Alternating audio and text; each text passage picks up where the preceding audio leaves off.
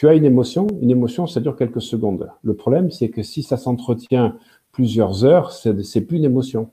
Une émotion, c'est juste là pour envoyer un message. Ça devient un sentiment.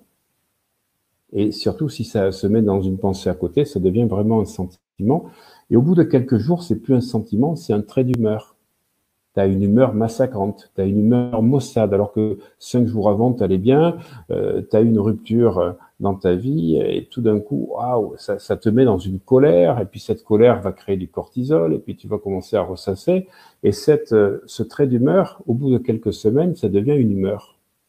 Et puis, au bout de quelques mois, si ça continue, si tu fais pas un travail sur toi, eh ben, ça devient un trait de caractère, et ça va devenir ton caractère, ou un de tes caractères possibles. Et arrivé à 30, 40 ans, ça commence à devenir ton identité. Ensuite, ça deviendra ta personnalité.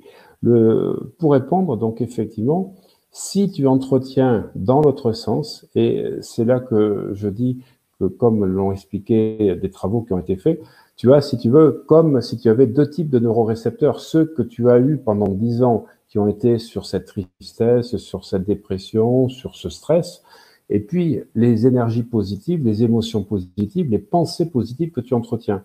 Mais tu comprends que tu as deux poids. Tu as une boule noire, il faut que la boule blanche devienne plus lourde que la boule noire pour que ce soit elle qui puisse diriger ça. Donc ça ne se fera pas en un mois, ça ne se fera pas en 3 mois, il faudra 6 mois à 1 an et demi, effectivement, et je le dis aux gens, on dit 6 mois à 1 an et demi d'entretien et pas 21 jours, comme j'entends dire bêtement qu'au bout de 21 jours, c'est le changement de cellules. Les cellules se renouvellent tous les 21 jours. Mais les neurones, si tu veux, ils créent pas des synapses, si tu veux, et faire des comportements qui seraient faits au bout de 21 jours, il faut 6 mois à 1 an et demi.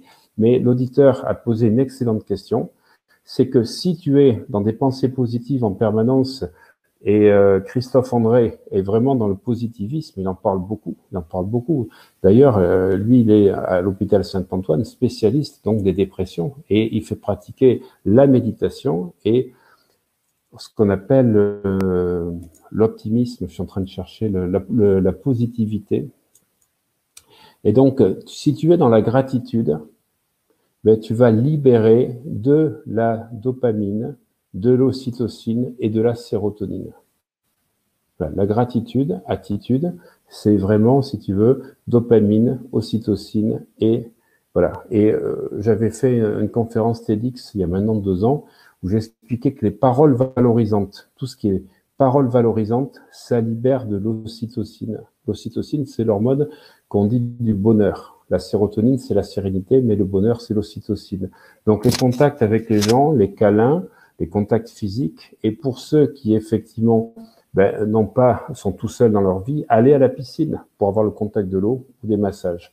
Mais effectivement, pour répondre, et j'ai pris un petit peu, donc j'ai voulu prendre le temps pour expliquer, les pensées positives vont générer des neurotransmetteurs, mais tu ne sauras pas forcément passer en mode automatique avant 6 mois à 1 an et demi. Voilà, c'est ça. C'est-à-dire que si tu prends la décision de le faire, tu vas pouvoir changer, mais il va falloir être dans la persévérance. Et là, vous serez surpris à un moment donné de vous apercevoir que vous êtes toujours dans la béatitude. Mais béatitude ne veut pas dire que vous êtes, on va dire, un bisounours. Ça veut dire que vous êtes dans une transformation et une vision de votre vie totalement différente.